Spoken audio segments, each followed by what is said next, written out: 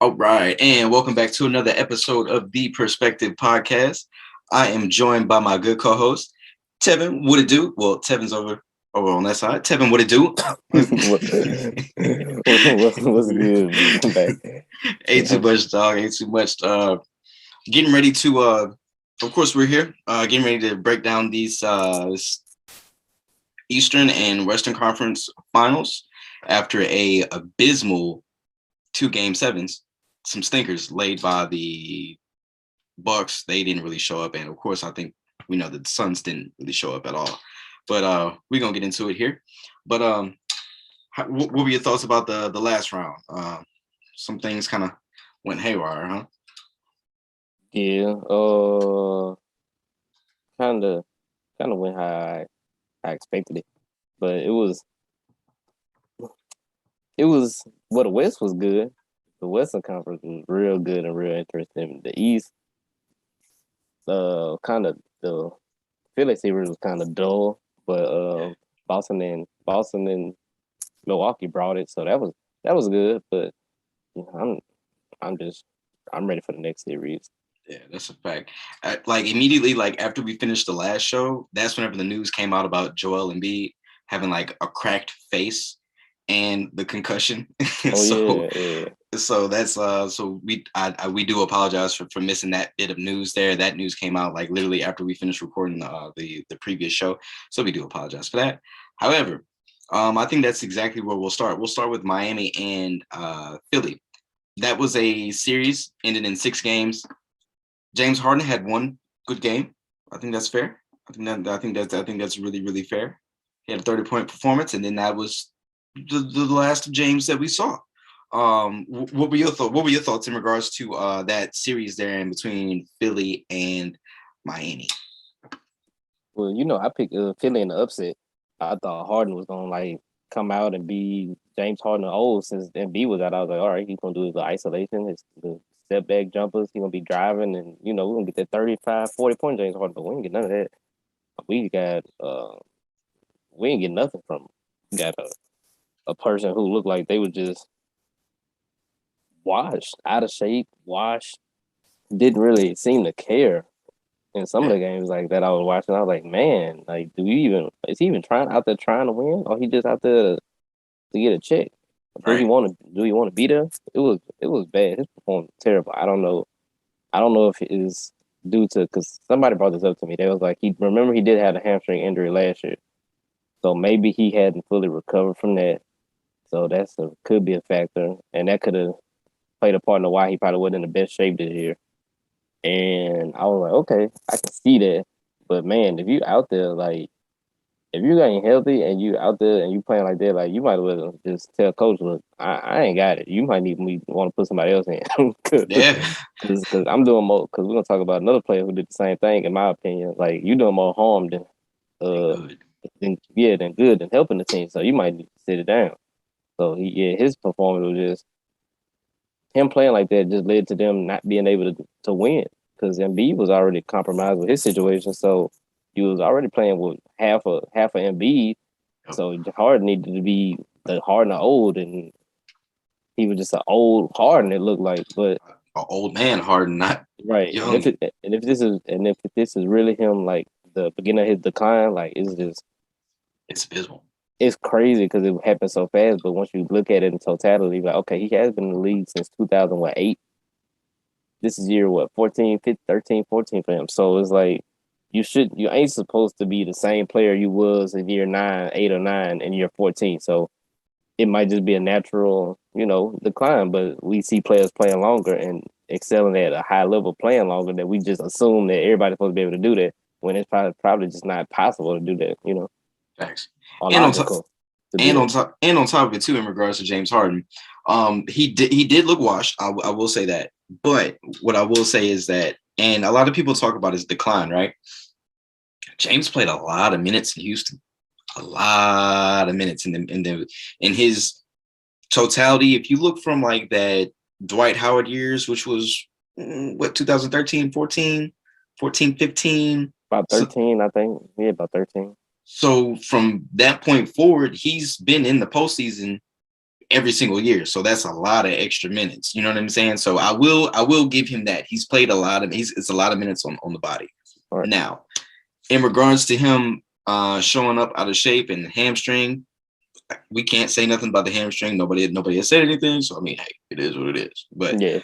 You're definitely right. You know, I did pick the Heat. The Heat advanced, but the Sixers, they were already playing catch up the moment we found out that Joel was playing with a cracked face and possibly brain damage. Like, you know what I mean? Like, this man's got a concussion, cracked face, brain damage. She's still out there suiting up. And I feel like he still had a better game than James Harden with a cracked face. Like, you can't make this up. Like, you literally can't make it up. So it's something has to get figured out in Philly. I'm surprised how well the Miami Heat players played offensively. I figured Philly would have came with it a bit more on the defensive end, but Miami's calling card is their defense. Everybody seems to be locked in. You know how it goes. Good defense, easier buckets on the opposite end, right? So that's just what it is. And then over there on the other matchup that was in the Eastern Conference, the Celtics and the Bucks. Celtics and the Bucks. That was I think that one lived up to the hype. I think that one did pretty well. I mean, I'm not disappointed in that series at all. I'm kind of like this. Well, I'm kind of tired of seeing Milwaukee. Like, I feel like Milwaukee's on national TV at least once a week. Mm-hmm. Granted, they are the reigning NBA champions, but my goodness, it's hard watching them play basketball. Yeah, it was a lot of Bucks games on TV this year. I ain't gonna lie, it was a lot. Yeah. So the Bucks, they had no Chris Middleton. So they're missing 22 plus points a game. The others did not really show like they did in the playoffs last year. But of course, you know, you have Chris Middleton that kind of pulls some of that attention away from some of the other guys that had easier shots. And do you think the Bucks need to retool, or do they need to add? Do they need to kind of reconstruct some things, or you think they're ready to roll the ball back out next season with what they got, and then they can just bring it right on back? No, I think they gotta make some changes, because they need help offensively, especially off their bench. Because if it ain't Giannis or Middleton or Holiday scoring, like, I can't trust Connaughton. I can't trust who was coming up, Bobby Portis as much. You know, Grayson Allen. Yeah, Grayson Allen. He not ready for that type of pressure. Like, they did good last year, but they need to retool, because NBA it's getting better. Every team getting better, so they gotta do some retooling. They gotta find some different things, get some more consistent. Like Brook Lopez, like, they could use him more. They could have used him differently, I feel like, but I don't know if that's what they want to do, even though, like, because he had an advantage in the post. Like, they could have just posted him up and helped get some of them easy points, because that's how Giannis was doing. He was in the lane scoring. They could have changed the offense up, so I put some of that on the coaching, but they definitely need to add. They got to add some more, like, wing help, because when Giannis come out the game, if Giannis and Middleton not in the game, like, who do they rely on from that at that 2 or 3 position to get them some good solid points or some minutes? So, but that's it. That's it really. And maybe, like, a backup point guard, and have Grayson Allen play more point guard. I would do that, honestly. I think he's good. I think he's good enough to be a backup point guard, and, like, how his skill set, he'll make a good. He can handle the ball. Like, he not top, like, kind of like Tyler Hero, but not as deadly offensively as Tyler Hero. You know, a competitive player as Hero, so he can do that. But it ain't much they need to do. They'll be back next year. Giannis, you know him, he gonna work on his game. He gonna get a little more range on that shot. He probably get a couple of little extra moves down there, you know, on the block. Yep. And they're gonna, with him, you know, they're gonna always be top 3 seed just with him on the team alone. So they ain't too much to do. They just ran into a healthier team. Because honestly, if Milwaukee was healthy, they probably would have won. Because that's how close the matchup is. Because I think them two, personally, I think them the 2 best teams in the NBA right now, Boston and Milwaukee. And Milwaukee just happen to be compromised with their situation. Yeah, they just luck of the draw, right? You know what I'm saying? Like this, I feel like we were going into the playoffs saying this season for the most part has been, guys been pretty healthy. So far so good. Boys been healthy for the most part. Then we get to the playoffs. The game gets a bit more physical. Boys start getting kind of hurt. Here goes the hammy here. Here goes a calf there. That's just what it is. But Milwaukee, I think I do agree. I think I think they will move. They might move a couple pieces in order to get some more wing help out there. Yeah. I think they hold on to Bobby Portis. I think they hold on to Lopez, and I feel like they go get another big. They let go of Serge Ibaka. I don't see him coming back with that team at all next year. I'm surprised he didn't play. I forgot he was on the team. So you just mentioned it just now. So yeah, it's surprising that they did have him as an option to get in there and do probably give a couple minutes, do a couple of things. He still got some game left in him. Yeah, my God, can you imagine? Can you imagine of seeing Serge Ibaka versus Al Horford on the block in the year 2022? Who would have thought? And who would have thought those two players could have an impact in 2022 at this level, right? And at this point in the season, you know what I mean? Right. And rolling over to the Celtics there on the other side, how about Jason Tatum, man? We named the last pod Ascension. The man keeps delivering. He keeps delivering. He's went through KD. He's went through Giannis. He's in the Eastern Conference Finals against one of the best cultures in basketball, the Miami Heat. And how do you think this one's going to end up shaking out? Or before we get to the predictions there on that side, just what do you think about Jason Tatum and just his run in these playoffs at the moment? As he averaged 33 against the Bucks. He just hit that point where he got that confidence now in his ability. Like he knows, he understands how good he is and like what he needs to do to take over, to dominate a basketball game. Like he don't wait no more, to for the ball to get involved. Like nah, he's the aggressor. He okay, I'm the best player on the team. I'm the most talented player on the team. I'm the best player on the team. I'm the one they look for to deliver at these times. So I'm just gonna be super aggressive, and I'm just gonna have a mindset of no matter what, I'm gonna be aggressive, and I'm gonna impose my will instead of getting it imposed against me. I know I'm only 24, but I'm athletically in my probably you kind of in your peak athletically between 24 to 28.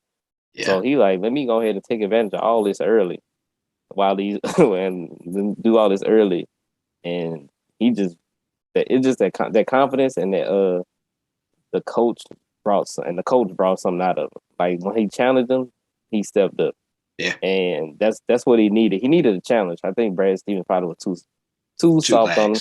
Yeah, a little too lax on him. The first couple of years, you got to ease him in because he was only 19, 20, 21, but he's 23, 24 now. This year year 6 for him or something like that, I believe, 5 or 6. Yeah, I think he came in the league in 16. 16 because we were Donovan Mitchell and them. Mm-hmm. This year was 6. Yeah, we got to get this thing rolling because LeBron getting older. Giannis he's not old, but he's not young. He in his peak, so he part of that other class with KD and Anthony Davis. He's in their older batch. He's in the older batch. Not old guys, but he's in the older batch. He's a little older. He's kind of right after with Kawhi and them. Seasoned veteran. Yeah, he's a real. You call him a veteran. So he hey, this your time. You can make a mark early. You mess around, get some rings early. Then that'll make stuff easier for you longer because now you're not pressing for I want a ring. You just playing to get better at your skills. You're not playing trying to press for I gotta win a ring. If you can mess around and get one early, that kind of take it off for you. You can just work on developing your skills, kind of like how Giannis did. Excellent. And then so all that pressure was off of you because you got one down, so they can't say nothing about you. They can't say you ain't a winner. Right. So he just he didn't hit that confidence. He didn't beat KD. He didn't beat Giannis. He man, I done been to conference finals buku times. I done played LeBron multiple times in the playoffs. I done played Giannis multiple times. I done played Cole. Did they play? I don't think they played Toronto that year in the playoffs. No, they played they didn't play Toronto. They played the Toronto bubble team the year after Kawhi. The year Okay. like Fred Van Fleet was Van going Vliet and crazy all them. in the bubble, like that year. Yeah, so I didn't play probably the three best Three players in the championship league. teams. Like I didn't play Giannis, KD, and LeBron in the playoffs before. Like them the three best players in the league for the last 10 years. Yeah. And I didn't play all of them in the playoffs. So I didn't win toe for toe with them. I can do exactly what they do. Yeah. So and I've learned from my losses. Right. I done lost before, so he know what it takes. It's just that confidence. He didn't hit that stride, and now I just want to see him complete the mission. Honestly, That's a fact. I'm rooting for him. To your point about Tatum being aggressive and finding like his spot and just really going at it. Like I saw a difference, right? Celtics ended up winning in Game 7, but I noticed it in Game 6. He ain't passed nobody nothing. Like he put up 32 shots in game 6. Game 5, he put up 29 shots. So, but I definitely noticed it in Game 6, the one that they dropped in Milwaukee, or no, they ended up winning that one in Milwaukee. But regardless, it's like he has hit that other level. I think we talked about it last pod in regards to the Grizzlies, though. The Grizzlies are talking about like battle scars, battle wounds. Have you been through war? It's the Celtics time. I feel like that's just where we're at with it, especially Jason Tatum. You know what I mean? Like going up against Bron, like your first year in the league as a rookie, like in the conference finals. Right. And that does something to somebody. Like if you don't learn from LeBron that early, and then all the other teams that you've played. You done played them twice. You done played two, and you played two LeBron, two versions of LeBron too. You played a younger one when you was that first year. Then you played the older one when he was not an older one, but the one he was by himself. When LeBron was playing a different type of ball. So you like, man, like if I want to have this type of career and this type of impact, I gotta step it up. Yeah. So you done seen a lot. He done seen a lot early.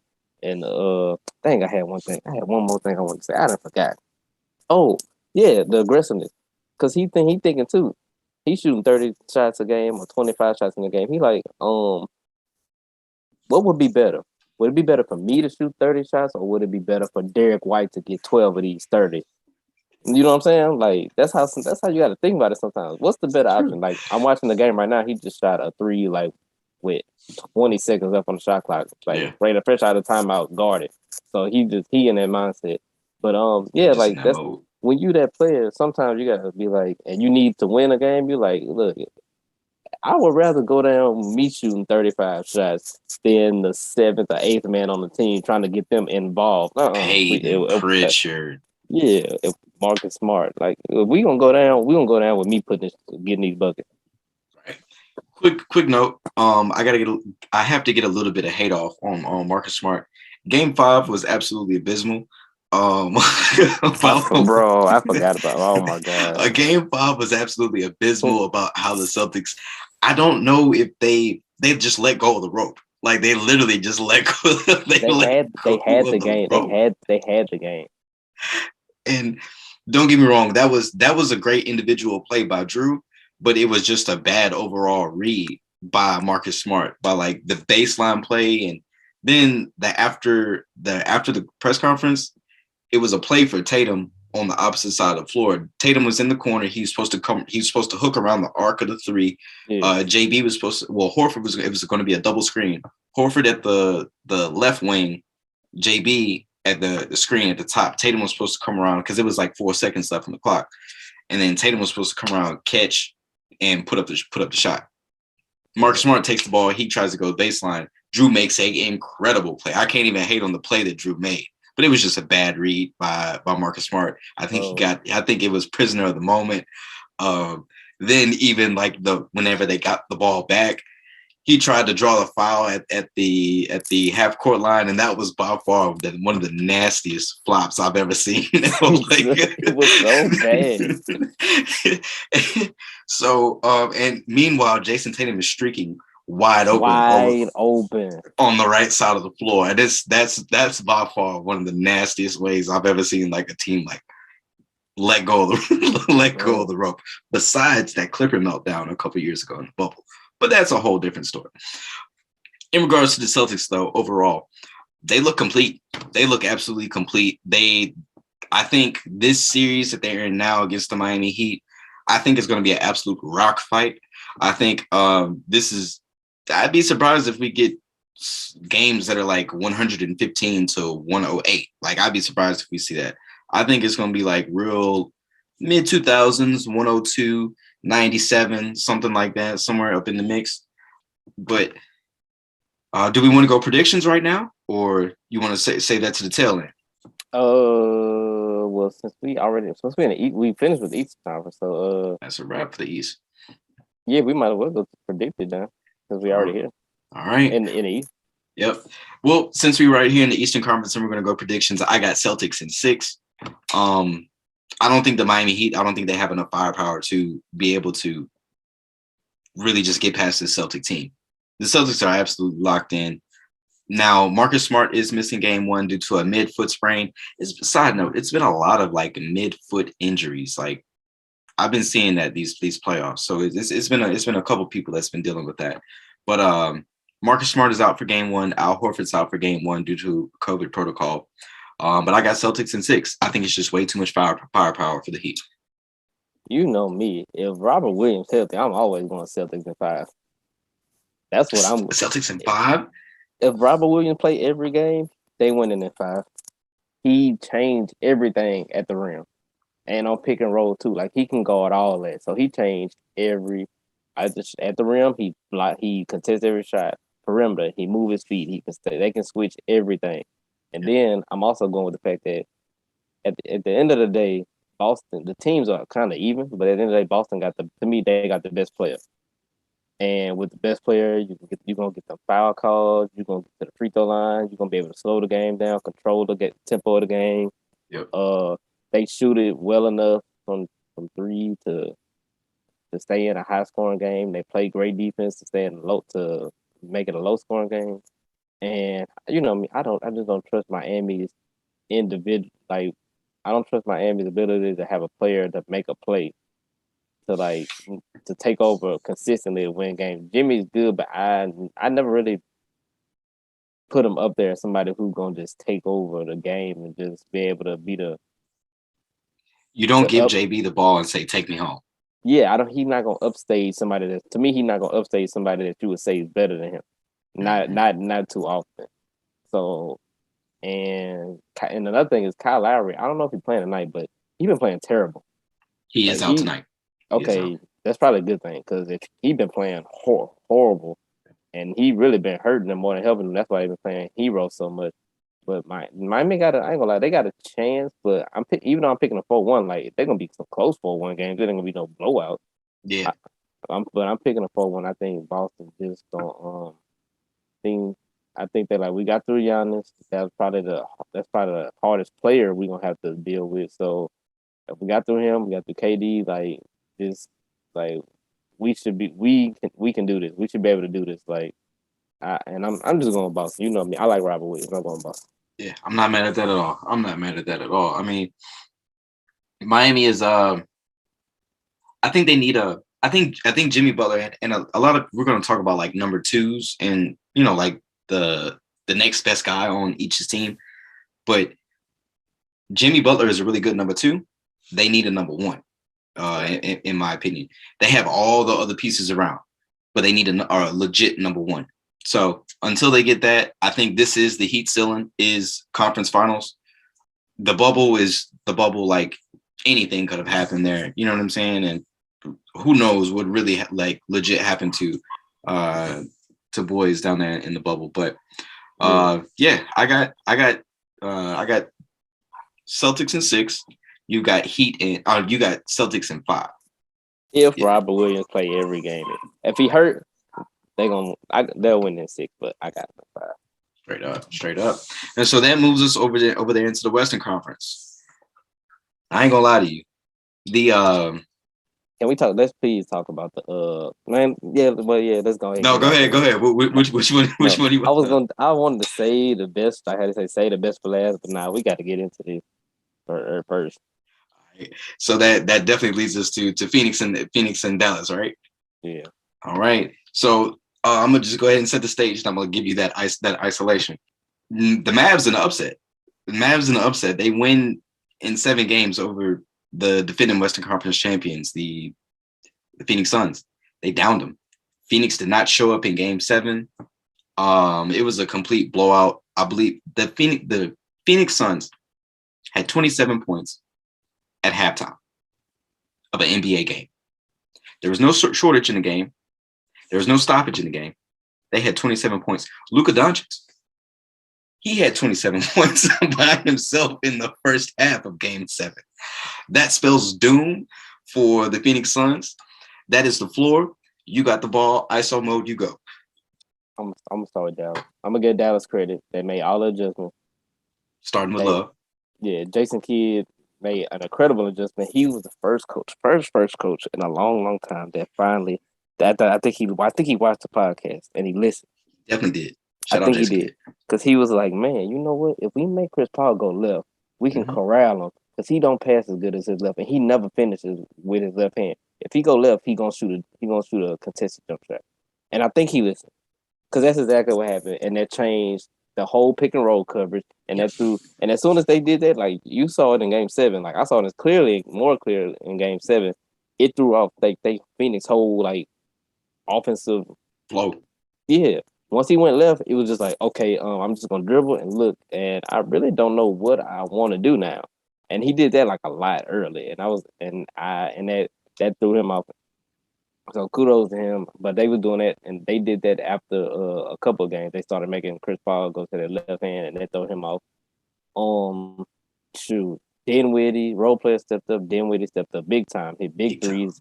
Especially Game 6 and 7, like Game 7, he had 30 points. Spencer Dinwiddie, who would have thought? Unconscious, like he unguardable in Game 7. Brunson had 25 or 26 in Game 7 too. Yep.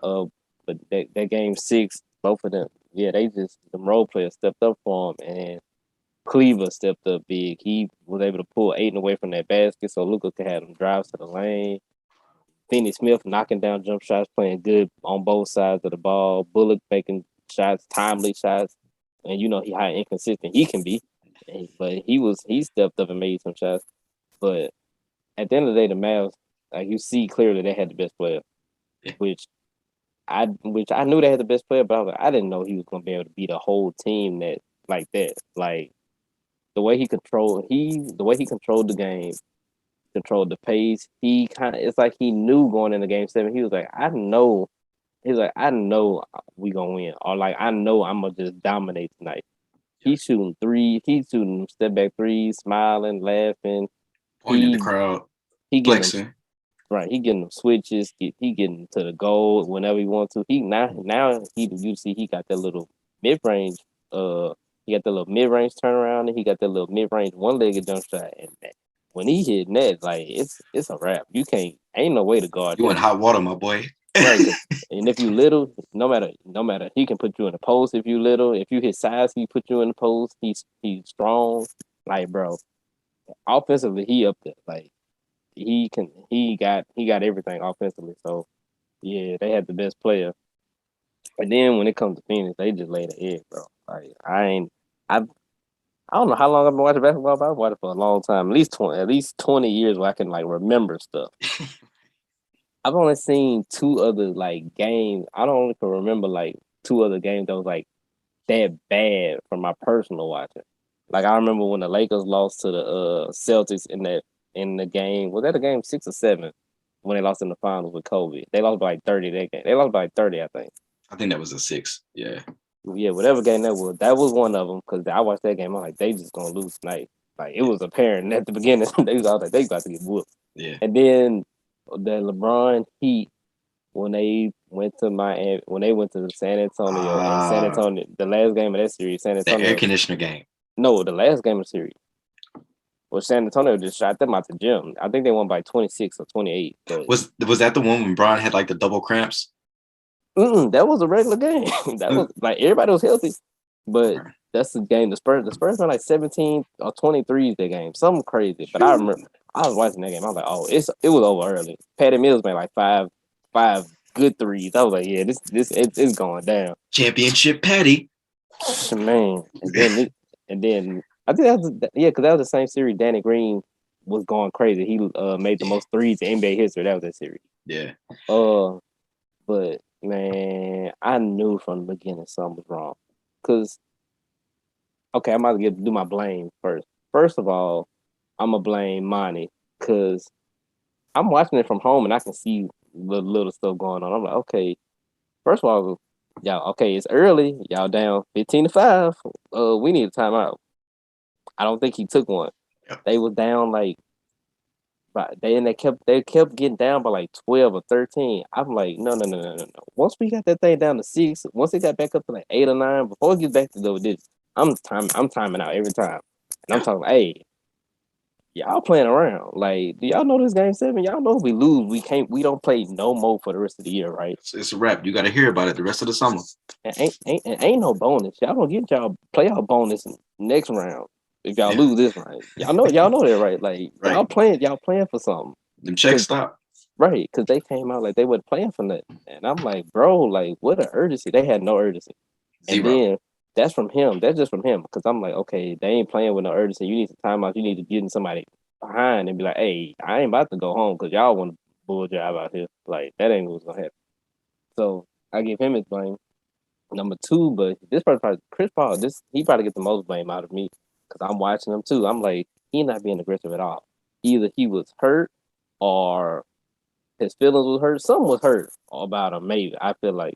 But whatever was going on, he should have been like, I don't care how good you are. He was a net negative out there on the court. Like he It was looked out there. bad. It If looked you're not bad. shoot if you're out there, if you're not penetrating to the goal, if you're not shooting, and Going right. if you're not penetrating to the goal, if you're not shooting, if you're not just being aggressive, like what are you out there for? You the best player. We need you to do something. But he was just out there like he was just another dude, just like he was a rookie on a 10-day contract. Just I'm here just to fill in, until the old dude come back. But I'm like, he was like invisible out there. So they was pretty much playing like 2-on-3. Well, three I say 3-on-5 because you got Aiden and you got Booker, and then Crowder and Mikal Bridges. Bridges. That equal one person a total because they both one dimensional on offense.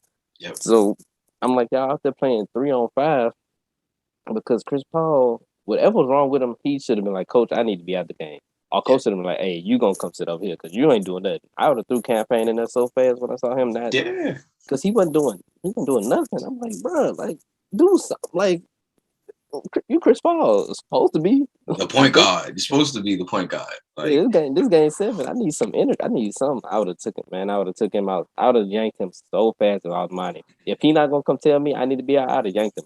And ASAP, exactly. Cam, get in there. We need some energy because I need some energy. I need I some need points. I need some right some some spark plays. Something. something because he ain't give you nothing. And then Cam Johnson kind of he had one of the full-time shooters. It didn't look too good this series. I hate to say it. yeah, his bag probably ain't gonna be what his bag could have been. Right. Because he was gonna get paid if he had another good playoff series this year. Yes, So his yes, his sir. his money went down. And then number 3, I'm gonna give some blame to Aiton too. You gotta be more aggressive down there in the paint. Like you gotta demand that ball. Like come on, bro. You being guarded by Dwight Powell and Max Cleveland. No disrespect, Cook but them. that it's no disrespect, but that's disrespectful that they should be that they letting them guard you 1-on-1. That's the disrespect. This And guy. you just out there like letting it happen. I'm like, man, look, we got the best big on the floor. We got the best shooting guard on the floor. We supposed to got a point guard that can kind of, match, at least effectiveness with Luca. We should win this game. But they came out like I don't blame Booker because he was at least shooting. He was trying to be aggressive, but the defense that they were playing on him was good, and the scheme they had for him was just, look, we gonna double him off of this and off of that. He was just missing his shots, but he was driving to the goal. He was trying, but Chris Paul was, and when he played bad, he affect people like Bridges and Crowder because they can't get their own shot. We That's need you exactly to where I do was going. because we need you to do this for us. I Like need you not to just facilitate. yeah, you just not out here for you. You out here for you playing for 2 other people, not just yourself. So Facts. man, I was just so. But I saw it early. I was like, they got down too fast to a player that's too good. I'm Yeah. like, You can't let the like he was, and then it wasn't like the other players was going off and they was getting down. No, the best player going off and you going down. Like he not gonna cool off. He the best player. Like Luca ain't a player that's just gonna I'm gonna start off hot and cool off. He not a role player. He the dude that if I start off hot, I'm gonna end with 50. Yeah, So if he's starting off hot, we need to shut this down ASAP. I'm calling timeouts. We getting the ball out his hands. We doing something different. absolutely. But man, I was so when I watched it, I was like, it was inevitable. It was gonna happen while you was watching. I was like, they about to get blew out because I don't know what was going on. But man, It's hard to watch. I was so disappointed. I was Hard to watch. disappointed. I was even though I was happy because I don't like the Suns really that much. I was happy because I want to see Luke. I low key was rooting for Luke even though I picked the Suns. So I was happy about that. But man, it's just a lot of stuff. And now yeah, I guess now I'm gonna let you go in on what the Suns gonna do next. This guy, first of all, I want to give flowers. This guy Luca, he took out the point guard. He took out. We crowned him the best two guard in the league, Devin Booker, dismantled. Right. I'm gonna call some numbers out. And first of all, I noticed this at the back end of game number one, and I think we talked about this at the end of game one. The Mavs found something on defense and offense at the end of game one. Because you remember how game one was pretty much a blowout with minus like the last 2 minutes of the game. But if you notice, Jason Kidd, he left in all of the starters to close out game one. I'm gonna call off some numbers here. Luka's numbers in. I'm gonna call Luka's numbers out in particular. Game one, he had 45 and 12, 8 assists. Game two, 35, 5 and 7.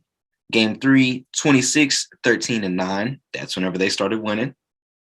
Game 4, go ahead. Let me just get all my numbers right. So they won 3 and 4.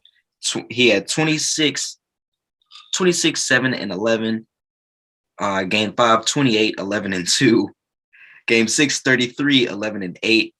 Game 7, 35, 10 and 4. No.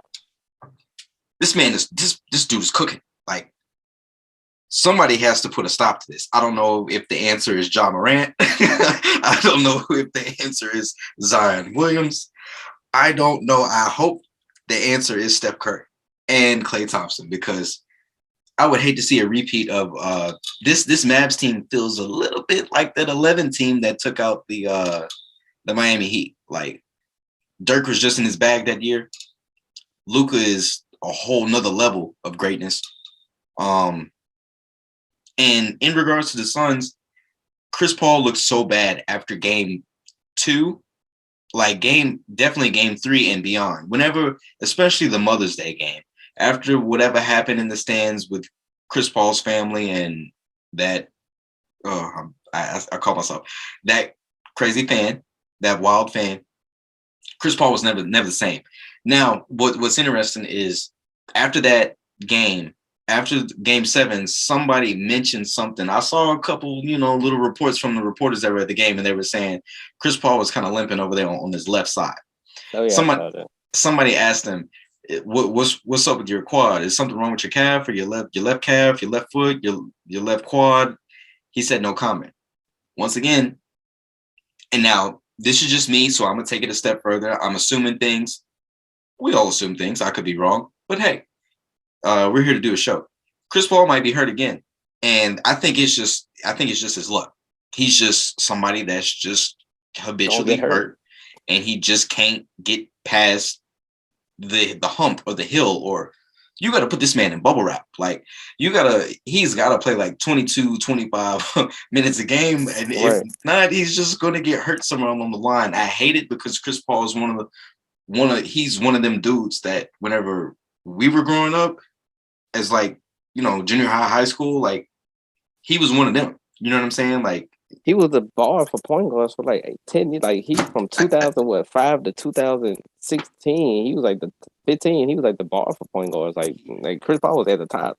It was Chris Paul, it was Darren Williams, and then Rondo, and then everybody else fell underneath. You know what I mean? Then everybody else came later, but for him, it was him. He was the top. Top dog for the 2000s. And to see. In Chris's game, it can still translate to being an older guy, being a facilitator. But to your point, about how he's important to get Bridges and Crowder and other guys going. I'm super disappointed in Mikal Bridges.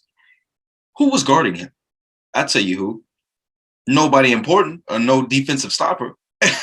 And Who he was was guarding him? Brunson sometimes, and exactly your teammate from Villanova. yeah, Cook him. Brunson sometimes, and Bullock maybe. Cook that man. Cook Reggie Bullock in that one dyed dread blonde thing he got going on. That one lock that's dyed a certain color. If they lose, it's gonna be because of his hairstyle. Absolutely. Don't know what's going on with Reggie Bullock and his hair, but shout out to his hairstylist.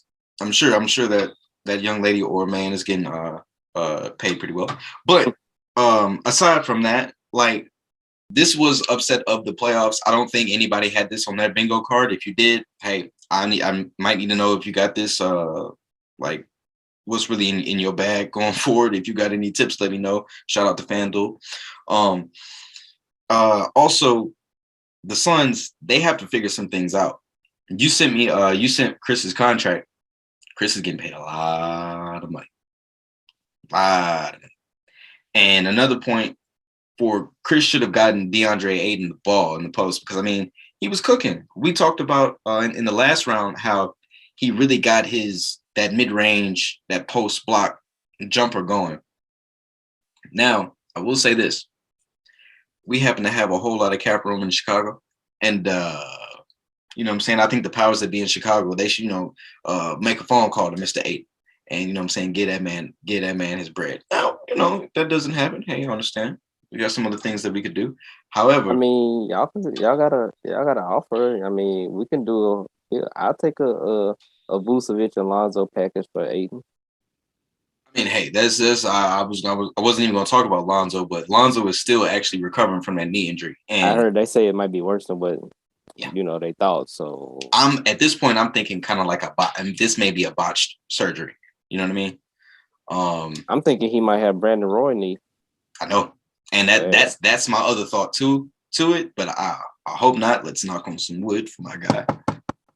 But yeah, in regards to the Suns, they got some decisions to make in regards to what they're going to do with DeAndre Ayton, because they got to pay the man. He didn't take their offer last year. He came back, played better this year. And Chris Paul, you got to figure out what he's going to do. If you're Chris Paul, would you restructure your contract at 37, 38? Absolutely not. Absolutely not. So, I mean, you don't have too many options there. So if you're Phoenix, so I'm super disappointed in Phoenix. I figured Coach Mardy would have been able to figure something out, but once again, you're going against a championship player and now a Western Conference coach, Western Conference Finals coach in Jason Kidd. So he proves he can do it on the floor as a player, and he's doing pretty good as a head coach as well. So disappointed in Suns. Hopefully they figure something out. Luka, now I'm gonna just give the Mavs a little bit of love. Luka is so great that Dallas could use a number two option, but I don't think they absolutely need a number two option right now. You need a number two. He gonna wear it down. He gonna be like Harden. You gonna wear him down too soon. That could be a point, but I mean, if you notice, traffic stops, everything stops whenever Luka got the rock, and he's making the hockey assist. So he's getting the right people involved. I think they'll eventually get their number two guy eventually. I think they'll get him. I think they're gonna get him this summer, honestly, because they used to look at Luka, man, he got that far by himself. If he got me, quick Luka. Oh, last thing, quick Luka comparison. Got this from Harlan. I told him I was gonna use it on the shout out to Harlan. I told him I was gonna use it on the show. I wasn't gonna give him no credit though. But because it was a good one. Shout out Harlan. What it do, bro? He said Luka, combination of LeBron and Paul Pierce, and I was like, you know what? That's probably the most accurate comparison, because he plays like Paul Pierce, but he got LeBron. He plays like LeBron, but he got Paul Pierce skills. Yeah, like all the little turnarounds he do in the mid lane, the step back space he get, how he finished through contact. I'm like, dang, I'm like that's exactly who he is. He plays at his own pace, but he can control a game like LeBron. I'm like, he plays exactly like, if you put LeBron and Paul Pierce and took away, that super athleticism of LeBron, You probably get Luka Doncic. I told him, I said, I'm definitely using that on the pod. Yeah, definitely. I mean, the only thing that I would just sprinkle in with that is footwork is just better. You know what I mean? But Paul footwork was nasty too, though. Paul footwork was good, but what I do see in that Paul Pierce comparison is like how Paul played like slow, but it was like super effective. So I definitely do see that. Yeah, I was And like, he's super skilled, super yeah. skilled. I hated watching Paul Pierce play, but he's super skilled. I used to love the Lakers. I used to love watching the Lakers and Kobe, but man, every time they played Paul Pierce, I feel like he just had the greatest game of his life every single time. I'm like, bro, this dude make every big like this dude he scored every single time he touched the ball. It felt like. Yeah, most definitely, most definitely. I do like that though. Because I mean, he's dominating. He's dominating the game in almost every asset. You heard the stats I just called out. He's dominating the game in every asset in every phase of the game, like he is Braun. There was a certain point the Suns tried to like pick Luka out and just go at him, and then he funneled the defender to his help side defense. I was like, this dude here, bro, like somebody's got to stop this man. Like eventually. Hey, they better hurry up because he only 23. He younger than Tatum. Yeah, yeah. And low key, he might be the best player in the NBA. We don't know. Everybody, all these boys is something different. This next wave, I'm telling you, this next wave here is going to take the NBA to a whole nother level. And like, crazy. You can see it's Ja, it's Luka, it's Jason Tatum. Like them three by themselves can carry the league. Giannis is still young. Yeah, Giannis is still young. Like, oh, forget the guy who don't even play. But he averaged 27 when he played Zion. And that's what I'm saying. Like, I didn't even want to throw him in the mix, but hey, I'm throwing him in there. Yeah, I mean, he averaged 27 and 27 and 8. 27 to 8 in limited minutes, right? Like 22 minutes a game? Yeah, probably no more than like 30 minutes a game. Freak athlete.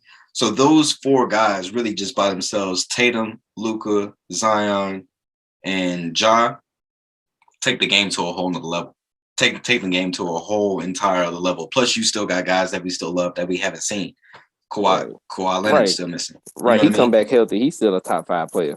Top 5 players. So I mean, the league is in good hands. You know how I feel about Ant-Man up in Minnesota. Right, him too. And he only gonna get taller and better. Like he's just a super man. He gonna be straight. Like the league is gonna be straight. We talked about that last summer, but I think it's even to more of a point of it now. We're gonna do that's an episode right there. The league gonna be straight. We gonna do when we do our little rankings of players, but that's gonna be it. The league gonna be straight. Yeah, that's gonna be the summer show after the finals. So yeah, league gonna be straight. Yeah, we got I gotta put a feather in that one. That's when LeBron retire. LeBron. I'm gonna give him his little ceremony, but then that's gonna be the first part. The league gonna be straight. Yeah, straight for real though. And so the other matchup over there in the Western Conference that we had is the exciting, speaking of Ja Morant, the exciting Memphis Grizzlies and the Golden State Warriors. It's unfortunate because the Ja ended up getting hurt. Well, first of all, I'll say this before we get into who got hurt and the chippiness and everything. I loved how physical this series was. Like, I absolutely loved it. Like, I loved everything about it. I loved how it was the controversy. I think that was it was so early in the series. I think it was game 1 whenever Draymond, and the Clark thing, like the ejection and all that kind of stuff. And then the Dylan Brooks, like, forearm in the head. Yeah, GP2, and then GP ended up like fracturing his elbow, which is, I hate that, man. Like that's, and then it's such now in regards to GP's injury, whenever he went down, it's just so natural for you to put your hands out and put your wrist out to break your fall, but can't do that. You know what I mean? So you gotta try and turn your fall one way or another. But in regards to this series, I absolutely loved how chippy and physical this series was. I hate that Ja Morant ended up getting hurt. Did you see the play that where Ja and Poole was? I saw it. What you thought about it? What you thought about the play, bro? Because that changed the whole series. It was nothing. It wasn't nothing, but he didn't do nothing. If that makes sense, because he got. If anybody was watching the game, I watched the whole game. The play when he got hurt was when I saw it. I think it was third quarter. Clay shot that three, and he ran out on him, and his knee hit Clay thigh, or hit Clay in the leg. That's when he hurt that knee. That because I saw it. Because once he did it, I saw him like move his leg, and he started hopping on the sideline. I was like, oh, that's Yep. bad. But then I stopped. But then I stopped watching because I think they got down or whatever. Then when I went back and I saw the replay of the play, I was like, that's the same knee that he hit whatchamacallit with. I'm like, that little grab or whatever you want to call it, touch or whatever, that ain't go Bruise your knee. bone bruise. Yeah, Come that's on not gonna now. bruise your That's knee. not. I'm like, if Jordan Poole that strong, he needs to be training for the summer for the Iron Man, whatever they call it, the world's strongest man. If he Or that go get in strong, the octagon. yeah, Like, if he that strong to bruise your knee by touching it. So, yeah, I ain't think nothing was wrong with that play because he heard it earlier. That's when he initially heard it. It just when he got hit right there, it just aggravated. yeah, yeah, most definitely. And then the Warriors ended up taking this series against the Memphis Grizzlies in 6. It was super chippy, super physical. Draymond was ejected in game 1. Bad call. Super bad call. I absolutely hated it. And I before we just dive completely into the series, I absolutely despise the double technical, and I despise how the league or the officials are trying to determine what's like flagrant 2 or flagrant 1. Like there needs to be a little bit more clarity on what's really what. Now, you smack a guy in the face and he's bleeding from the eye or something like that, nose, whatever the case may be. Cool. Flagrant 2. Get him out of here. Unless it's like a natural basketball motion. Like prime example in the Celtics and Bucks series, Al Horford went up and that was the game Al Horford went crazy. That might have been game 4 or 5. Like game 5, I think, 5 or 6. And he dunked, and then he was coming down from the dunk, and he ended up like the natural motion is left hit Giannis in the face, and they call that a flagrant. That's not flagrant. That's a natural motion. He's coming down from a dunk, a 2-hand dunk. Like something has to be done about that. But bro, they had so many reviews for this, especially in the Celtics series. I mean, in that Celtics Bucks series, they had so many reviews for flagrant 1. I'm like, bro, y'all doing. Come on now, bro. Like y'all doing too much. Even in the Suns and the Suns and the Mavs series, it was. I think that's another to your point about the style of play just being like so choppy and so all over the place. I think that has a lot to do with it too. The rest seemed like they reviewed everything. Now it was a whole bunch of acting in that series too. Let's keep it. Oh yeah, we ain't gonna talk about that. We ain't gonna get on that. That was, bro. Oh give these people an Emmy. Bro, yeah, these guys great. Right. I ain't never seen so many head throws and so many screams and flails ever in my life in the series. So the league definitely has to get a handle on what is flagrant 1, flagrant 2. They have to eliminate the double technical unless it's a legit reason to give a double technical. Right. I feel like the refs just call double technicals just to end the situation. Be like, yeah, both of y'all wrong. It's like, no. Right, somebody started it. Right, ref. He slapped me. I just turned around and looked at him. He slapped me. You seen it? Yeah, most definitely. And so Warriors ended up closing out the Grizzlies in 6 games. The legend of Clay. Clay had an absolutely terrible series until game 6. Clay came out there in game 6, and Klay Thompson delivered you 30 points, 8 rebounds, 2 assists, 42 minutes of game time. Every other game this series, and we're working in reverse order. So from game 6, game 5, he had 19-4. He had 14. Game 2, he had 21. And then, it was just all bad. Like, this was by far Klay's best performance. And it looks like, I'm not sure what it is about Klay Thompson in game 6, but leave that man alone. Right. You leave that man alone. You know what I'm saying? So, the Warriors are kind of thin as well. I don't like Otto Porter, but it's a body that they are missing for the conference finals. I don't like Iggy. He's an older guy. I don't think he does much at all anymore, but he's a body that they're missing. And we already discussed what happened to GP2. So the Warriors are kind of thin at the moment. As Iggy, he has a neck injury, and Otto, I think he has that foot sprain, that mid foot sprain that I was speaking about earlier. So go ahead. A little Otto Porter slander. I mean, they ain't gonna really need him much this series anyway. Agreed. So, so I don't mind him being gone. Yeah, absolutely. And on top of it, so where do you think? Let's just kind of touch on Memphis here first because we talked about it in the pre-show. What is Memphis's future? Because they're a smaller market. They cannot pay Ja, Triple J, Dylan Brooks, and Bane. You can't pay all four of them. Like you just can't. So, what do you think Memphis' future is, and where do you think they go from here? Because I think after this, after what they just went through now, I think they're war ready. I think they're war ready for long runs, but they got to figure something out with that core. So, what you think? I think first we figure out like what type of style is best. What's the best play style to fit Ja? Like does he like do we need does he need is somebody that needs shooters around him? Is he somebody that needs the scorers around him? Is he somebody that needs defenders around him?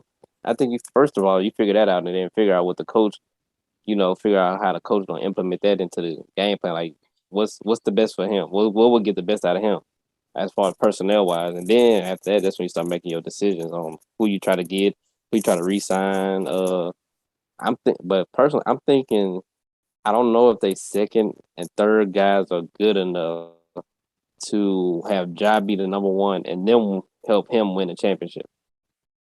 So I think their best option at this moment would be to look to trade a couple. Oh my goodness, Tatum going crazy. It's to be it's to trade a couple of those pieces and probably try to get one bigger piece. So would you want to I think Ja's best thing is he really likes to pass. He really Yeah, don't want to be the guy scoring 28 points a game. He would rather score. He'll score 20, but he want to get closer to 9, 10 assists a game. yeah. He want to be more a 20 and 10 guy, not no 28 and 5 guy. So I would look for shooters and just people who can score around them. And Mm. it's like so I would so you was talking we was talking earlier. You said you brought up somebody like Bradley Beal would probably be a perfect fit for him. Beal, would they even entertain somebody like who knows? Somebody like Kyrie wouldn't help on defense, but somebody like Kyrie would they entertain it? Would they try to look at somebody Would they trade for Middleton or Drew Holiday? right? Somebody like Middleton? Would they think about one day? Maybe what could we do at AD? Could we trade some pieces and pair him up with Jackson on the inside? Could we mess around and get something like that? Yeah, whatever young guards or stars, like who would best fit what we need Ja to do? Would that be a place for somebody like Cam Johnson to get a couple extra dollars and then they trade some of those players and get, a back Other pieces. other pieces? Yeah. So they got options. What's good? That's the good thing. They got options because all those players, a lot of those players are still on those small deals. So before they get that big bread, let's get off of them before they get that big bread, and then we be stuck with these big contracts. That's probably kind of hard to move because what if Desmond Bain? We have to give him $18 million. Like, is he really an $18 million a year player or $20 million a year player? Brooks, is he worth $22 million, $23 million a year? Like Dylan Brooks, really? Like when you Right. look in the big picture, yeah, they in a good position though because they still young, so that maybe they running back next year. They probably try just running back next year, the same team, and see how far that gets them. Yeah, But yeah, just develop Ja as much as you can, and then you'll be able to see what pieces go around him. So for Memphis, they good. Coach is good. He he comes in and changed the whole culture. It seemed like so. Yeah, Memphis, they good. They good. They're gonna be a team to beat for the next couple of years. absolutely. And on top of it too, one quick thing about Ja. Do you think it would benefit him to change some of his game as far as attacking the rim? Because with him having to sit down and miss the rest of the series in the playoffs, that was his third time sitting down because of that same knee this season. Me and Gabe, shout out to Gabe. Me and Gabe, we had a conversation about this a couple years ago. And you and me, we might have talked about this as well. But going the younger dudes, they play so much basketball. Like they play basketball like they have more outlets to play basketball more than what we had. You know what I'm saying? Like they just have more options. So their knees and their ankles and things of that nature is just kind of you're putting it up to sheer luck. You don't want to be Derrick Rose. You don't want to be Brandon Roy. You know what I mean? Like you don't want to be these guys with just bad knees that just you don't want to be Greg Oden. You know what I'm saying? Like you just don't want to be those type of people. So do you think it would just be best if Ja kind of did something to kind of improve his body or just kind of preserve his body a bit more? Because I mean he's young. He's young and he's already got knee issues. Definitely got to hit that weight room. He got to get stronger because he be getting bumped off his spot like too much. Well, he'll get bumped out the air, and like when he be doing his gather, he gets bumped real easy and he flies. Like he get like that when that contact hit him, he be flying. So he got to put some more weight on. But I will also just like not don't change his game, but add stuff to it. So like when he drives, like he don't have to go get to the goal to finish all the time. He needs to. Yeah, you see that, huh? Oh he needs my God. To. Tatum is going crazy. He needs to develop some. He needs to develop some floaters, some mid-range jump shots. Like just because you always his best thing is attacking. So I need him attacking. I want him attacking, but I want him attacking to where he's not always gotta. For me to finish this, I gotta get to the goal and take this contact and get the layup. No, I can get into the lane and I can make this floater. I can make this little jump shot. Like all that, because if you get to the goal and do that, if you still can get in the lane, like all that other stuff is still open for you. Like you can still, as long as you get to that paint, you can still kick it to shooters. You can still hit cutters or slashers or whatever you want to do, but you don't have to go in there and take that contact at the rim on your finishes. You can get you some floaters, you get you some Euro stiffs, you get you some and moves. Little mid-range jump shot because I saw it in the playoffs. He kind of wanted to mention like he'll drive and then he'll drive and go hard left, or he'll go and then try to do a spin move, and that spin move is kind of weak right now. need some work, my boy. He needs some work. His spin move it need work, but I wouldn't don't change his game. Just add stuff to it. Like, hey, you don't need to get to the goal and dunk on people every single time. Like, or try to finish through people. Like, get to there, and if you see this opening, if you got this floater, you don't have to worry about taking them extra hits and hitting that flow because that takes a toll on you.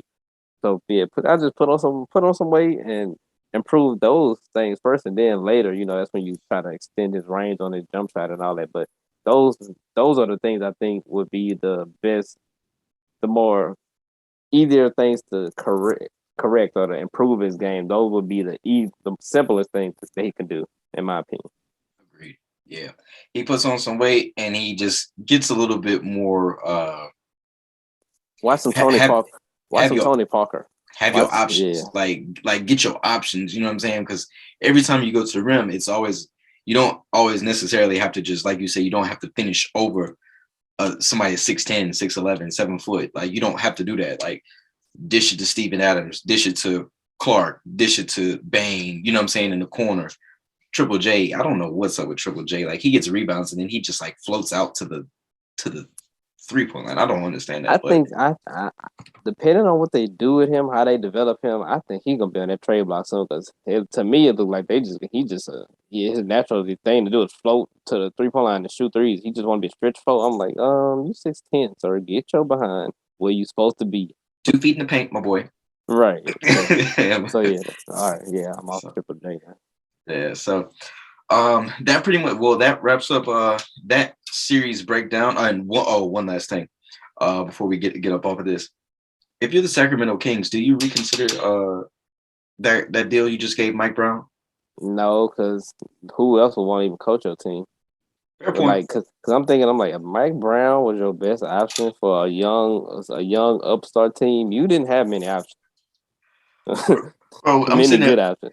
My God, I'm sitting there watching Game 5, and Mike Brown just looks like he's lost. Like I'm like, bro, I'm like, call timeout. I'm like, you do know the team's supposed to run the exact same plays with the coach before, like with the head coach, and when you hit, like it's like he game that I don't know if threw the entire playbook out.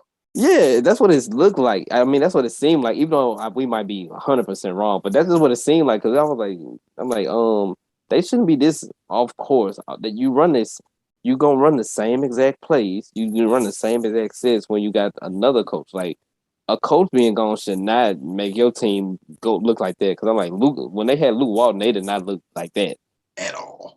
I'm like, you got the same stuff. So I was like, man, that was a crazy game too. I turned that game off so fast. I was like, Yeah, I'm not about to sit myself through this.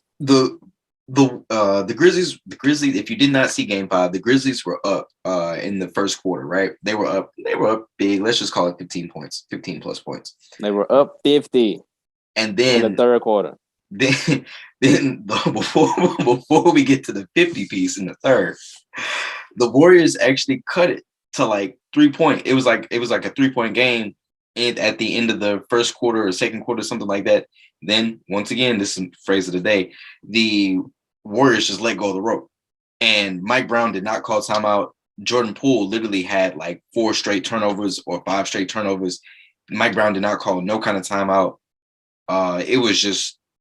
It looked like junior high basketball, like where one team is really, really good, the other team really, really sucks. Like, these guys terrible. Stink. Like you would have never thought that this was the Golden State Warriors. Like never in 1,000 years would you have thought that would have been it. But hey, if it was me, if I was the Sacramento Kings, I would try to do something else because my goodness, that was hard to watch. That was terrible. Yeah, and then that was especially funny seeing Draymond. That actually might be the cover art. Draymond. With the towel. The whoop that trick. So that actually might be the cover art. But predictions here for the Western Conference Finals: Warriors versus Mavs. What you think? Dallas versus the Bay Area, San Francisco. Steph has been playing terrible.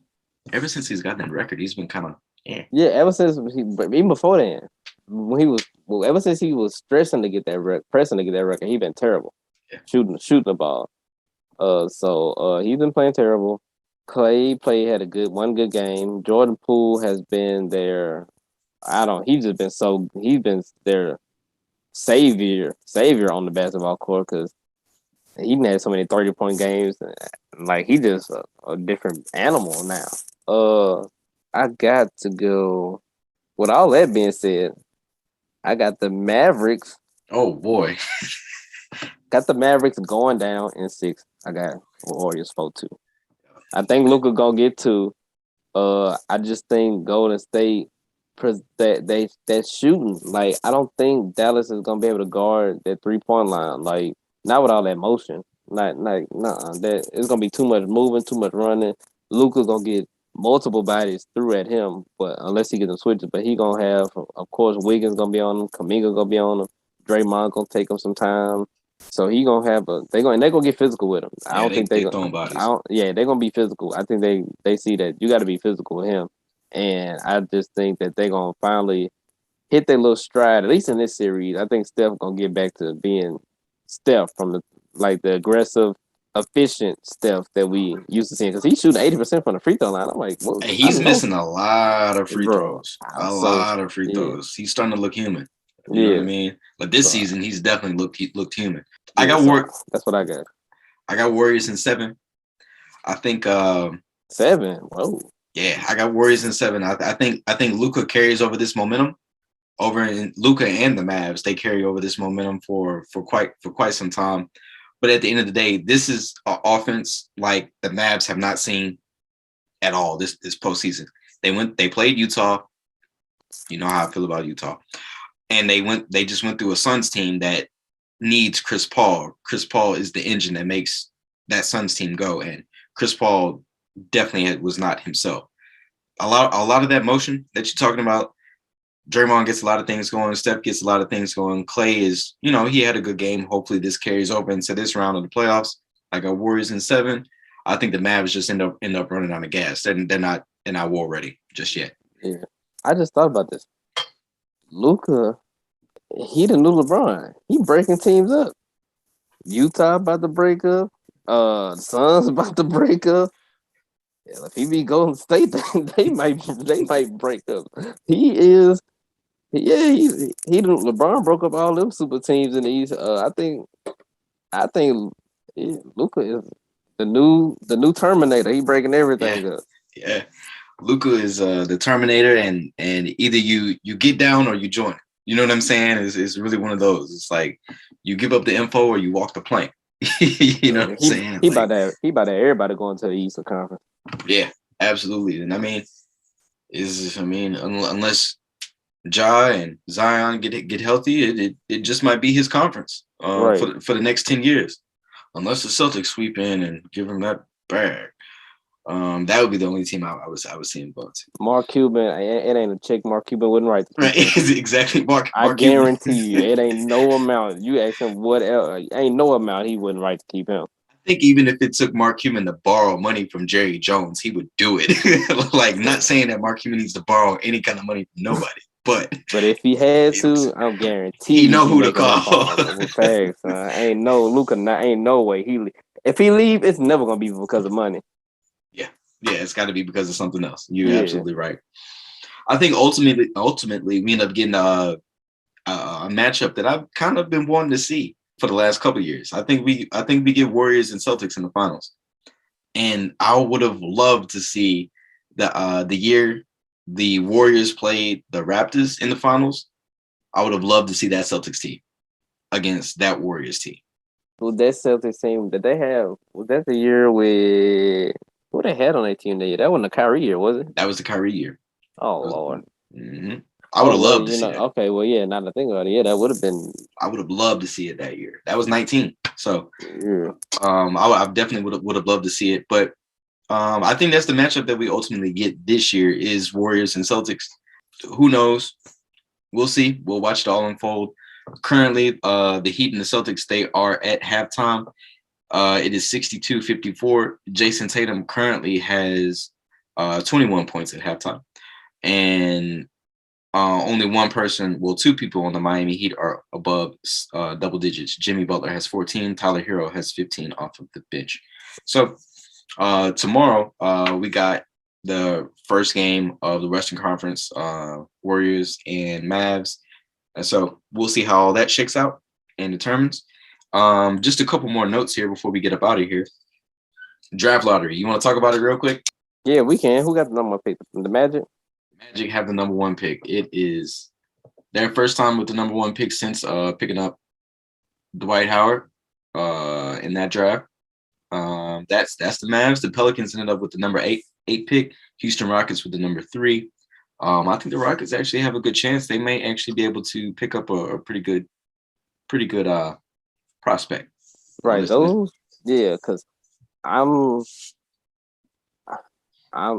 the person who I think game translate the best is Jabari Smith from Auburn because his shooting, like you can always shoot if you open. You can always shoot. Payola got the best buy. He's the best. He's probably the safest pick because of his size and his skill set. So he gonna always be. He's 6'9", 6'10", 240, 250. Like it's a place for you in the league. Yeah, it's a play. Physicality ain't gonna be a problem for you, and then you can step out and shoot it, and you can get your own shot. You can put it on the floor, so he gonna always be able to play. But and Chet, the other one that everybody talking about, he's a wild card. He's a wild card. I think his ceiling is Porzingis, but I think his floor is like a Sean Bradley. So that's a lot. Yeah. So that's a probably even So that's a So that's a you. I feel like you taking a big risk with him. A high risk, high reward though. That's a roll of dice. That's a roll of dice if you in the gambler. Him, I would say the other players I'm interested in is the point guard from Purdue, Ivy. My bad, not Ivory. Ivy. He's interesting to me. I think he's gonna be real good in the league. I saw him play a couple games, and I like what he can do, like his skill set. And then the most interesting person in this draft that nobody knows about is Sharp from Kentucky.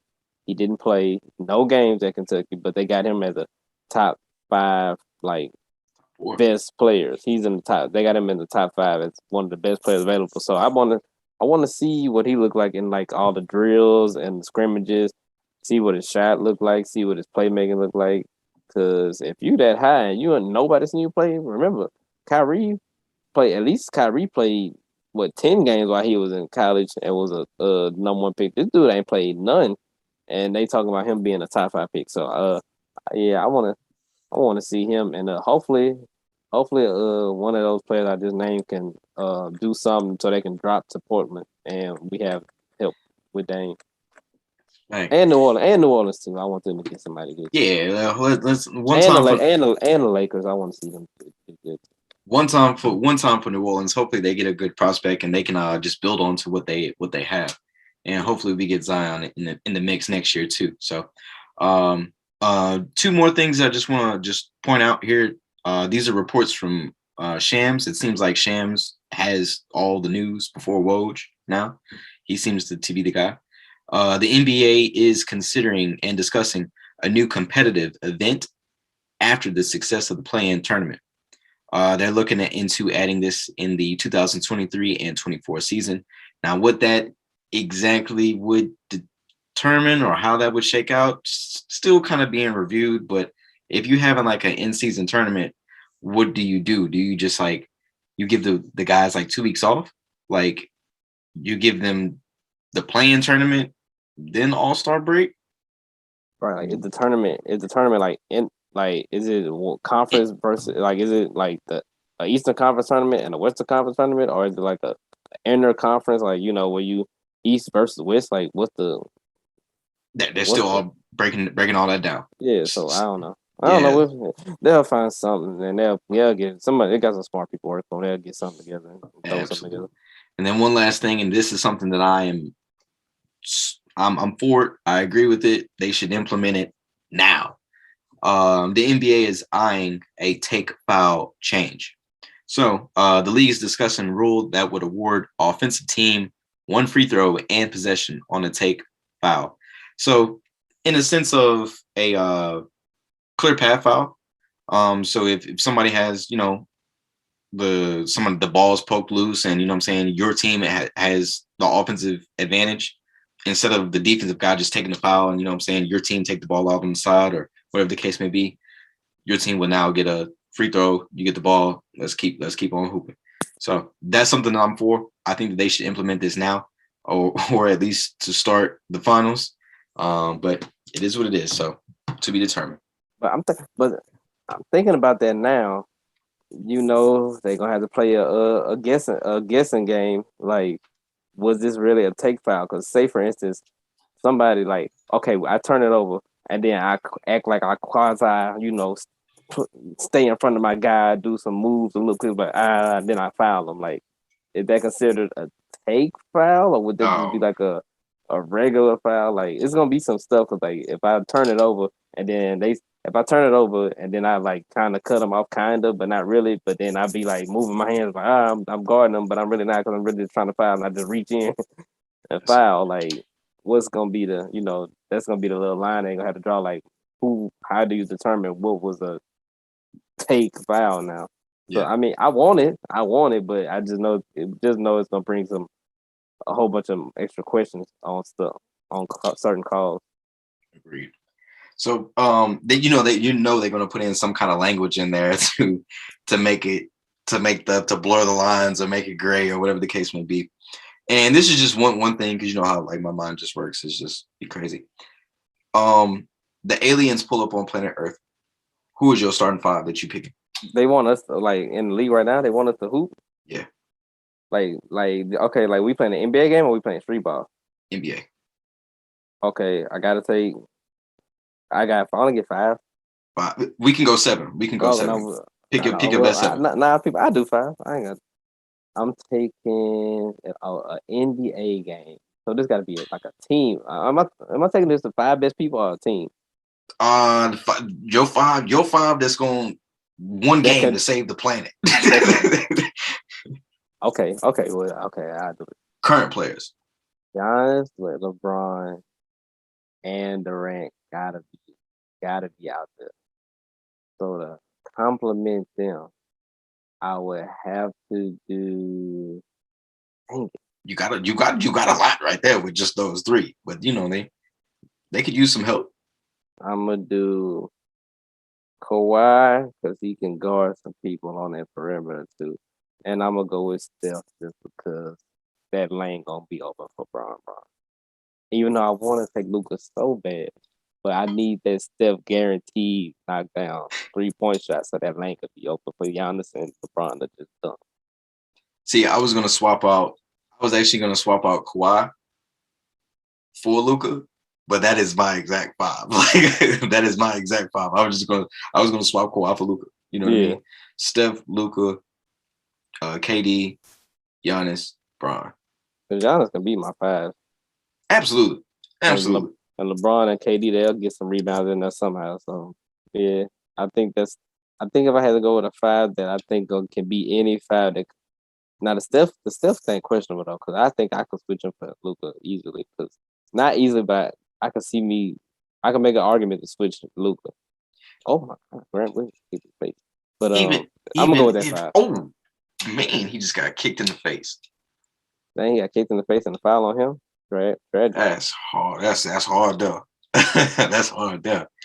But yeah, I mean, even if you do decide to swap anything out, I mean, hey, who's gonna stop Zion Williams? You know what I'm saying? Zion Williamson down there. I mean, there's no telling what that man's gonna do. No telling what that man's gonna do. So but that's it. That concludes this episode of the conference recap.